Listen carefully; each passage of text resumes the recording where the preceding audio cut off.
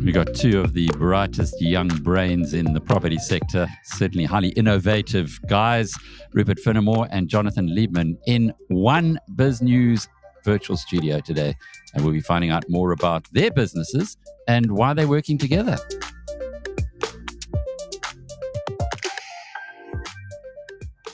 Well, Rupert, we've spoken in the past. You founded Easy Properties, part of the Easy Equities Group. Going back, 3 years ago? It's been interesting to see every time that Purple Capital brings out its financial results. I have a look and see how many more people you've got on board. Maybe just by way of an update, how many investors do you now have in Easy Properties, and what's your portfolio's size? Yeah, Alec, we're pushing about 100,000 people now. Close on 400 million rand as a portfolio, which I know, according to a lot of the kind of corporate stuff, is relatively small. But the fact that our 100,000 people have an average investment size of 1,300 rand, it's quite significant from a crowd-funded point of view, and very aligned with the whole group philosophy of democratizing assets that previously were only enabled for institutions. So 100,000 people, that's lots and lots of people. Jonathan Liebman's also in that field, democratization, but in a very different way. You're best known because of Maboneng in downtown Johannesburg. Just quickly tell us how that came about and how it's doing. Maboneng was a 12-year journey for me. I started that in 2007, and then I exited out of that 5 years ago. It still continues to be, I think, the most successful new urban neighborhood in South Africa. Always good to go back there and seeing, it's changed a lot and evolved, but still working very well for lots of people. After that, I started BlackBrick together with my partner Moritz Valensik in 2018 with our first building in Sandton, 25 Fredman Drive, where Easy Properties bought 4 units, or their community bought 4 units in that development, and that development was 208 apartments in total, with a hybrid mix of apartments and hotels. So that's, I think our unique selling point in the market is that we've got this ability to produce a high yield of a blended short and long stay rental mix, together with extensive facilities in our club program, which give people much more than just a night stay or a month stay. And that development went super well. We sold that out in the first month, and we've gone on to build another 2 and launch another 2 after that. So the one that we're just launched on the Easy Properties platform, BlackBrick Gardens, is our 5th building in the network, taking us to almost 1,000 apartments across the country in the BlackBrick brand. I know this sounds a little ridiculous, but the guy who started WeWork, Adam Neumann, has gone into your field of endeavor, and he obviously only went in there after you'd already started. So you didn't copy him. Any chances that he found out what you were doing and decided it's a good call?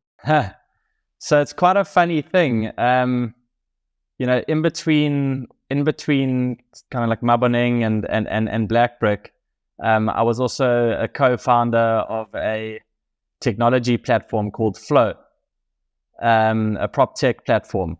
And interestingly, we went and tried to raise some money for that in Silicon Valley back in 2018, and shopped the investment deck around there. And it just turns out that Adam Newman's his new business is actually called Flow, came after that. So listen, it might be a complete coincidence, but I think we definitely came first in that one. And then in terms of BlackBrick relating to some of the stuff that he's doing now, I mean, I think what he's doing seems to be much more of a tech, like a tech-driven platform play over time is where he's probably going to take it. Where we are essentially creating a global network of culture-led apartment hotels, all operating to a consistent brand standard, but whole buildings. Whereas I think what Adam Newman's doing there, it seems to be single family houses that he's putting together all into a platform. Yeah, he was going quite aggressively into exactly the same kind of thing that you're doing now. In other words, finding a place where you can live and work and don't necessarily have to leave there. But Rupert, from your side, and Jonathan's already said that, PropTech. Now, we've heard of FinTech. There's all kinds of other tech names that are added to it, but PropTech, that's new to many people. Was that always the intention at Easy Properties? Yeah, well, it is a PropTech play. I suppose one of the founding tenets was to remove the friction points as they exist in the traditional property space. And through the use of technology and innovative kind of systems, that's, as you mentioned earlier, that's part of the democratizing access, reducing barriers to entry, making available new investment opportunities, and all through a technology platform. So, yeah, absolutely is a PropTech play. So you started off with 4 apartments out of, how many did you say, Jonathan? 204? We had 208 in the first building. So EasyProp bought 4 in the first one. And then they bought another, 14 in BlackBrick Foreshore? Yeah, we bought 13 there. Yeah, we bought 11 in the your second Sandton development. And so Alec, we just to give you a bit of context. So our journey at BlackBrick has been first BlackBrick 1, which was the old SAB head office in Sandton. Then the second one we did is in the Foreshore in Cape Town. So on the corner of St. George's Mall and Riebeck Street. There we did 101 apartments, and then we moved on to across the road from our original one in Sandton. We bought the old Hogan Lovells law firm building together with our prop co-funders, Setso Property Fund, and we did another 292 there, which we just completed a few months ago. So we've got 500 apartments in Sandton, and then we've partnered with Growth Point in Bedford View to do another 253 units there. So that's the old AXA head office, which big, huge 35,000 square meter park, basically, that we're converting into our model. That'll be ready at the end of the year. And then we've just 2 months ago launched our latest project, which is BlackBrick Gardens. And that is 93 apartments just in the Cape Town City Bowl. And what was there previously? The Gardens building was previously the home of a hat factory.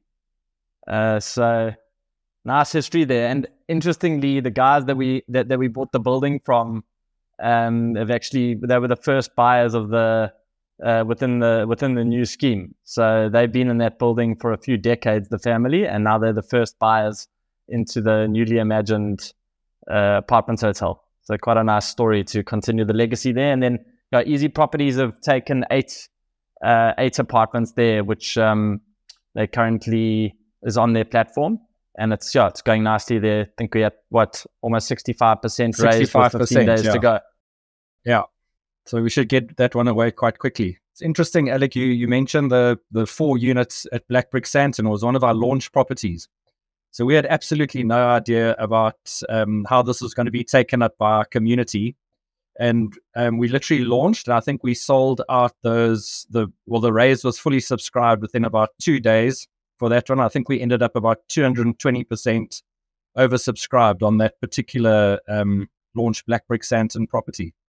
So yeah, our community really like it. I mean, we've got an average of about 7,500 people per each of these BlackBrick opportunities that have invested. And in total, we've purchased and in the process of purchasing with this raise about 45 million rands worth of property out of the BlackBrick stable. So of those 7,500 people, how many of them have actually gone and moved into the buildings themselves? Is there any cross-pollination there, Jonathan? I don't think there's many. That's not really the the model or the value proposition. I mean, what we really look at, both with our general sectional title sales as well as with the Easy Property investment community, is that the people that buy are almost always investors, looking for yield. And then the people that stay there, which is either on a short stay basis or on a long stay basis, they are typically, younger kind of digital nomads or, young professionals, not necessarily yet at the stage of buying a full apartment, but definitely at the stage where they could be buying, small shares of it through Easy Properties. So there's probably some crossover. We haven't, I don't think we've mined that data yet, but I think that's something we can build on into the future, especially with the Easy Properties ability to sell your shares. Later on, one could potentially start to promote that product for guys that have been living there for like 6 months plus. You could say, listen, own a piece of the action, buy into Easy Properties on the resale platform. What kind of yields are you achieving for investors, or indeed offering them, Rupert? So, I mean, it's interesting. That BlackBrick Cape Town one that we bought some time ago is actually, I mean, that whole Cape Town market, as you'll know, is just absolutely pumping. So in that particular one, when we launched, we were projecting around about 7% yield. And over the last 6-7 months, on an annualized basis, we are returning north of 12% net yield. That Cape Town market is doing extremely well. So that's something really great. The Sandton one, we all know what's happening with that Sandton market. It's a bit tricky at the moment, this Joburg market. But yeah, on the whole, I mean, we've paid out, I think, 1.3 million rand in dividends purely on the BlackBrick properties back into our community. You talk about the trickiness of the Gauteng area and certainly Johannesburg. Is Sandton reflecting that as well? Many people are worried about. We've just sold a property in Johannesburg, and I count myself incredibly lucky to have done that. I suppose the person who bought it thinks he was very lucky to get a good price.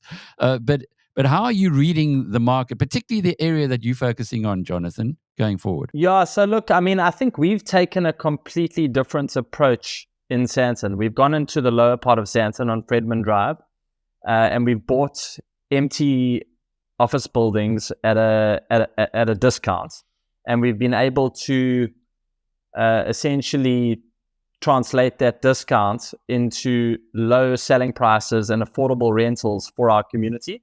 So we see ourselves as a new accessible entry point into Sandton for a kind of young professional type market. If we were selling or renting apartments at the top level, which is where Sandton's history kind of was based, at that, call it 2.5-3 million rand plus level, very worried at those levels. But anything from 950,000 up to 2 million, we're seeing strong demand. We've done over 600 million rands of sales in Sandton over the last 4 years. So we're definitely seeing demand on the purchasing market there, and then on the rentals, same thing. If you're coming in at sub 10,000 rand rentals, I think there's still strong demand. Presumably, you've got plenty of options, given the way that offices are being emptied out or were emptied out during the pandemic, and even now we get the international picture is that big companies are not renewing the leases to the degree that they used to. There was a recent piece that said that multinationals will be cutting their office space by 50% over the next few years. And that would bring a lot of office accommodation to start with onto the market. Are you getting inundated by property owners, or how do you go about selecting those buildings that you do go into? Yeah, look, I think there's a massive global opportunity to convert office buildings into residences and hotel like BlackBrick type product. Locally speaking, yes, we've seen a big spike in inquiries from landlords who want to either partner with us or sell to us. As I said earlier, we partnered with Growth Point in Bedford View, that gives you a good indication of where the listed funds are starting to think on their B grade office properties. And then, every city is a little bit different. Joburg, specifically Sandton, huge oversupply of office. Cape Town CBD, interestingly, doesn't have that same kind of vacancy, and neither does Umhlanga CBD. Those office spaces are being filled by call centers, interestingly. So we find, less demand from landlords there. But having said that, we're still picking up new deals in both markets. So I think the main thing, on this whole office readjustments in the market is around A grade versus B grade and C grade properties. I think if you're in the B or Cs, you've got trouble as an office landlord, and you're going to have to start to think about converting. And Rupert, from your side, it looks like a really good partnership. Yeah, well, actually, Jonathan and my kind of history go back all the way to that Maboneng times. When Jonathan first launched Maboneng, I was running Pam Building up here in Gauteng. So we've got a long history and association together. We took a mandate on those units. But yeah, the BlackBrick product itself really appeals to us. It obviously appeals to our investor base. I think the fact that the BlackBrick product is so accurately targeted to these digital nomads and the live, work, play that they've kind of gone through, that kind of whole sense of community, the fact that also we are now being offered rental guarantees by the BlackBrick group, this new one, the Cape Town property in Gardens. We've got a 1-year rental guarantee there. And so I think the brands themselves, the product, what our investor base is kind of looking for, it's got that sense of affluence that our guys particularly like to look at. There's just many synergies between the two groups and similar philosophies, and some good returns for the investors. So the partnership is going well. And the entry point, how much do you have to, as a minimum, that your investors would have to put in to participate in these BlackBrick apartments? Yeah, well, I mean, that's the beauty, is that there's literally no minimum. 1 rand is the minimum. And so it's just become accessible to anyone. I think one of the things that is really appealing is that people will read all around in the press about the Cape Town property market and how well it's doing. Traditionally, that Atlantic Seaboard, Sea Point, foreshore market has been the playground of the well-heeled investor.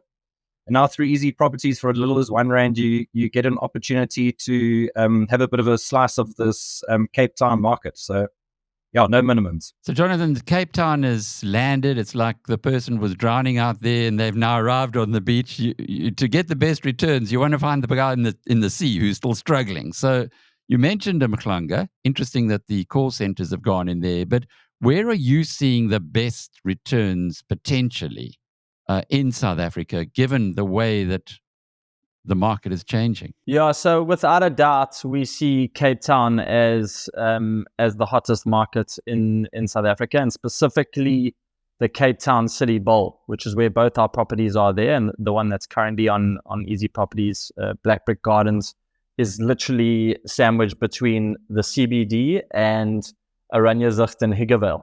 So it looks at Table Mountain with uninterrupted views. That kind of location in Cape Town, I reckon, is the best 1 square kilometer that anybody can invest into. I think there are other pockets around the country which make a lot of sense for investors, and we're looking to launch sites in those locations over the next year or two. So some of those would be Umhlanga. I think Umhlanga is very strong. These neighborhoods or areas that have got strong central improvement districts in them, or in Umhlanga's case, they call it a UIP, where the private sector club together and manage some of the public services as like a supplement to the government. I think that's a very defensive structure to invest into, because you're not relying only on the local government. You're actually relying on the private sector and I think they're strong there in Umhlanga. Stellenbosch, we were out in Stellenbosch looking at some sites last week. Huge money still going into that part of the world.